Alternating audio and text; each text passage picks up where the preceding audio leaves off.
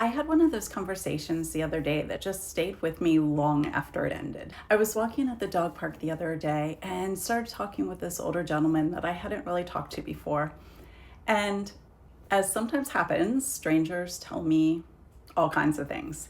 And he started sharing with me that he practices Reiki. And then he mentioned some of the health challenges he had been dealing with. So I asked him, "Do you use Reiki on yourself?" And he stopped and he looked at me and then he said, "No, I mostly use it on my dogs and my friends." And I said, Reiki is first and foremost for you as the practitioner. And he got a little uncomfortable, so I let the conversation move on. But I've been thinking about it ever since, not because of Reiki, because I see versions of this all the time. The people I work with aren't new to personal growth. They know how to meditate and how to journal and how to visualize and do some breath work.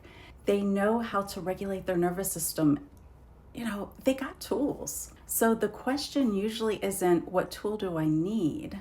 It's, why am I not allowing myself to use the tools I already know would help? That's a very different question, because underneath it often lives something much deeper, some kind of belief. So this weekend, I'd love to invite you into a little experiment to pay attention.